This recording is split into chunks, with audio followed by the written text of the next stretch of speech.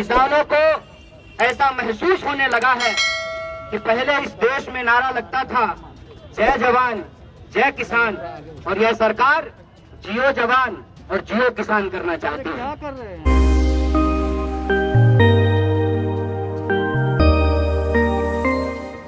क्या कर रहे हैं? किसानों को ऐसा लगने लगा है कि उनकी फसल के दाम को दुगना नहीं किया जाएगा, बल्कि उनको अब मजदूर बना दिया जाएगा। मजबूर किसान को ये बड़े बड़े धन्ना सेठों के हाथ मजबूर बना देने की साजिश रच रहे हैं। मैं लंबी चौड़ी बात नहीं करूंगा। इस बिल के संबंध में जो झूठ बोला जा रहा है, किसानों को भड़काया गया है, उस संबंध में अपनी कुछ बात कहना चाहता हूँ। सबसे पहले, किसान को कोई भड़का नहीं सकता है। किसान अपने खेतों में बखूबी बैलों को काबू करना जानते हैं, और मैं सरकार साहब से ये कहना चाहता हूँ कि जो किसान भड़के हुए बैल को काबू कर सकते हैं, वो भड़की हुई सरकार को भी काबू में लाना जानते हैं, उनको कोई भड़का नहीं सकता है। दूसरी बात ये कहते हैं कि हम किसानों के फायदे के लिए कानून लेकर के आए हैं। मुझे एक बात बताइए, हिंदुस्तान के इतिहास में ये पहली बार हो रहा है कि ये किसानों के फायदे के लिए बिल लाए हैं। किसानों को ये भला करना चाहते हैं, लेकिन किसान चाहते हैं कि ये भलाई हमको ना मिले। ऐसा क्यों हो रहा है? ऐसा इसलिए हो रहा है कि बड़े पैमाने पे झूठ बोली गई है, बड़ा पैमाने पे प्रोपेगेंडा फैलाया गया है। सबसे पहले इन्होंने कहा कि सिर्फ पंजाब के किसान ही क्यों विरोध कर रहे हैं। बिहार में 2006 में जब बाजार समिति को समाप्त किया गया, तो यही बात कही गई थी कि बाजार समिति समाप्त हो जाएगा, बाजार समिति में जो करप्शन होता है वो करप्शन समाप्त हो जाएगा और किसानों की आय दोगुनी हो जाएगी। आज बिहार के किसानों की क्या हालत है, उस पर एक घुमंतु पत्रकार है पुष्पमित्र जी, उन्होंने एक किताब लिखी है रुकतापुर। उसमें जाकर के देखिए कि 2006 में जो बाजार समिति समाप्त की गई, उसके बाद किसानों के फसल का क्या हुआ है, उनकी आमदनी का क्या हुआ है। ये इतना बड़ा झूठ बोला गया है। मैं आपसे ये कहना चाहता हूँ कि ये पूरा का पूरा प्रोपेगेंडा ये है कि ये देश में किसानों के फसल की खरीद फरोख्त को कुछ धन्ना सेठों के हाथ में सिमेट देना चाहते हैं। ये कहते हैं कि किसान अपनी फसल कहीं भी बेच पाएगा। किसान पहले भी अपनी फसल कहीं बेच सकता था, इसमें तो कोई नई बात नहीं है। और आप कहते हैं कि दूसरे राज्य में भी किसान जाकर के अपने फसल को बेच सकता है। आप जो लोग खेती किसानी करने वाले लोग हैं, हम लोग बालकनी में गमला में पुदीना नहीं उगाते हैं, खेत में काम करते हैं। आप बताइए कि हमने टमाटर उगाया है, टमाटर को जब हम खेत से तोड़ेंगे तो टमाटर को क्या बिना प्रोसेसिंग किए हुए हम हरियाणा ले जा सकते हैं? तमाम तरीके की झूठ इस किसान बिल के संबंध में बोला जा रहा है। सीधी बात यह है कि आज इस देश में जो हम लोग को राजनीति का एक मॉडल देखा है कि जो लोग सरकार बहादुर को चंदा देते हैं हेलीकॉप्टर पे उड़ने के लिए, उनको जो इलेक्शन में कमीशन मिलता है, कहते हैं ना वन नेशन वन कमीशन की योजना का साजिश ये है कि इस देश में जिन धन्ना सेठों के कमीशन से यह सरकार चुनाव लड़ती है, चुनाव में हेलीकॉप्टर उड़ाती है, आसमान में उड़ती है, उन्हीं कमीशन के बदौलत ये इस देश के किसानों की धरती को उनके हाथों में गिरवी रख देना चाहते हैं। वन नेशन वन कमीशन की योजना ये है कि पूरे देश में चाहे किसान हो, मजदूर हो, बीएसएनएल हो, रेलवे हो, तमाम तरीके के संस्थानों को ये अपने प्रिय दोस्तों के हाथ में बेच देना चाहते हैं। और ये जो बिकवाली है, ये बात याद रखिएगा कि आज के किसान जब इस बिकवाली का विरोध कर रहे हैं तो ये सिर्फ किसानों की लड़ाई नहीं है, ये लड़ाई सबसे पहले इस देश के मिडिल क्लास और गरीबों की लड़ाई है। मिडिल क्लास और गरीबों की लड़ाई कैसे है आप देखेंगे। हम पटना में बात करते हैं, जब बख्तियारपुर के किसान, भंडारक के किसान सब्जी लेकर के सुबह शटल से आते हैं पटना, तो तमाम मंडियों में सब्जियां पहुंचती हैं और वहां पे कंपटीशन होता है। और मिडिल क्लास के जो लोग हैं, झोला लेकर के 5 दुकान में घूम करके सस्ता भिंडी और सस्ता मिर्च खरीद लेते हैं। लेकिन जब किसानों की खरीद फरोख्त का अधिकार एक कंपनी के हाथ में होगा, तो जैसे इस देश में आपको याद होगा कि बीएसएनएल जब रेट तय करती थी बीएसएनएल के पास जब लाइसेंस था तो प्राइवेट कंपनियां कंपटीशन में फ्री जियो धनाधन करा रही थी। जब से बीएसएनएल समाप्त हो गया है तब से आप देख लीजिए कि लगातार मोबाइल के इस्तेमाल करने का जो रेट है वो बढ़ता जा रहा है। मैं यही कहना चाहता हूं कि इस पूरी की पूरी लड़ाई में एक बात है कि अगर दूसरे उत्पाद को उपजाने वाले या बनाने वाले जो लोग हैं वो उसका एमआरपी तय कर सकते हैं तो क्या किसान अपने फसलों का एमएसपी नहीं तय कर सकते हैं? और किसान क्या मांग रहे हैं? किसान कह रहे हैं कि आपने कानून बनाया है तो सबसे पहले जो आप ये दावा करते हैं कि एमएसपी समाप्त नहीं होगा तो आप यह बात कहिए, आप यह बताइए कि अगर कहीं भी एमएसपी से कम पे खरीद होती है तो ये एक आपराधिक काम होगा, उसके ऊपर क्रिमिनल केस किया जाएगा।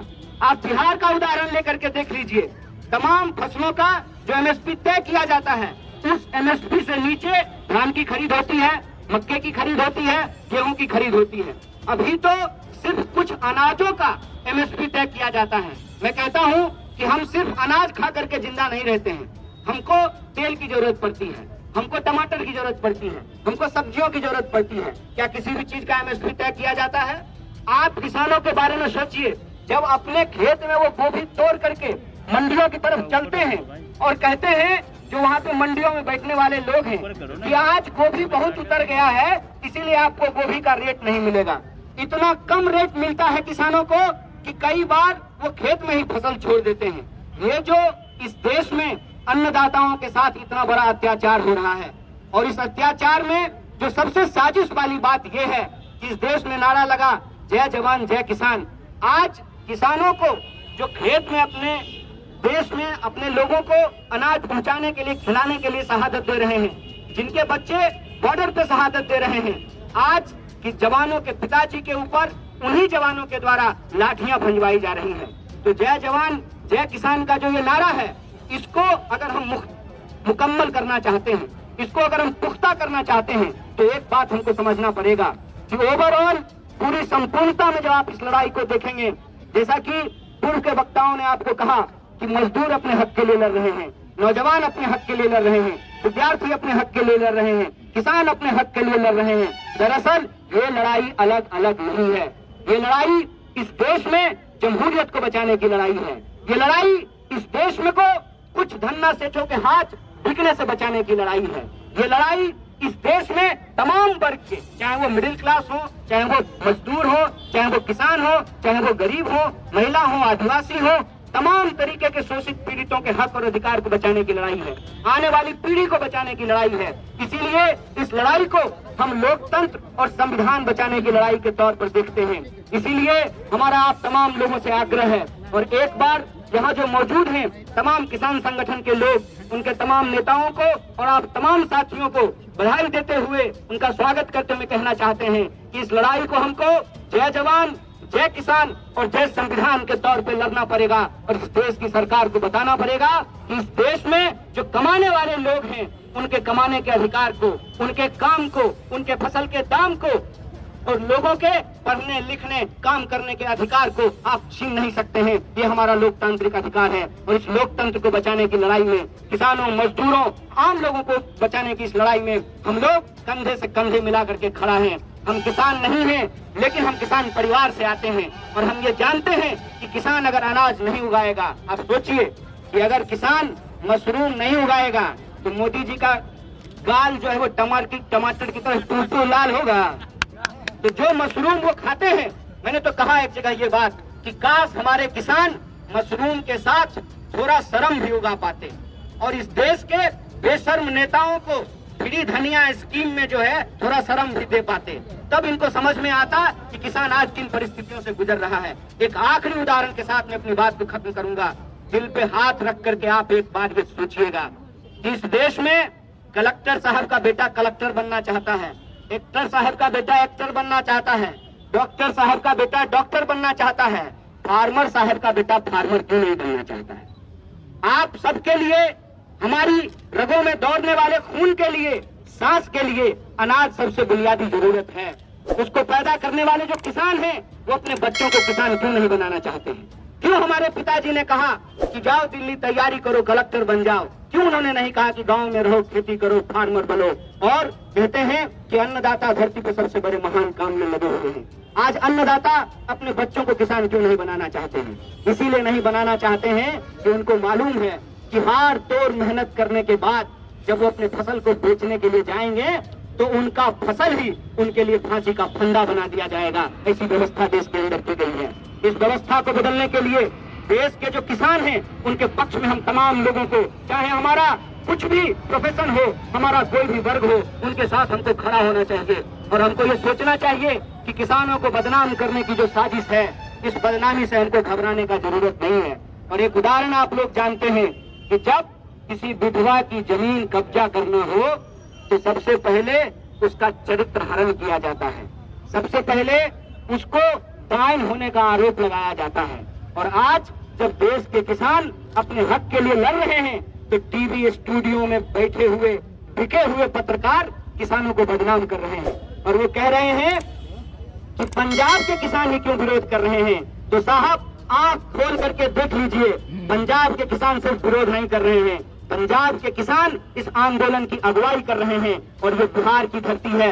मैं याद दिलाना चाहता हूँ कि गांधी जी जब वापस भारत आए थे तो उन्होंने भी चंपारण से नील की खेती के विरोध में अपना आंदोलन शुरू किया था और आज बिहार के हर जिला मुख्यालय पर लोग अपने अपने कामों को छोड़ करके इस आंदोलन में शरीक हो रहे हैं, इसका समर्थन दे रहे हैं। हम आपसे भी आग्रह करते हैं, जब तक किसानों की मांग नहीं मानी जाती है, चरणबद्ध तरीके से हमको यह आंदोलन आगे बढ़ाना चाहिए। और अगर जरूरत पड़ी, क्योंकि बार बार बहस में बिहार का नाम लिया जा रहा है कि बिहार में 2006 में जो है बाजार समितियां समाप्त कर दी गई है और किसान बड़े खुशहाल हैं, तो बिहार के लोगों की एक खास जिम्मेवारी है कि इस झूठ का पर्दाफाश करें और देश के किसानों को बताएं कि बिहार के किसान भी बदहाल हैं। और अगर जरूरत पड़े तो मैं किसान संगठनों से यह आग्रह करता हूं कि जत्था बना करके, अभी हम जैसे बिहार के अलग अलग कोनों में किसान के पक्ष में आंदोलन कर रहे हैं, जत्था बना करके बिहार से हम तमाम लोगों को भी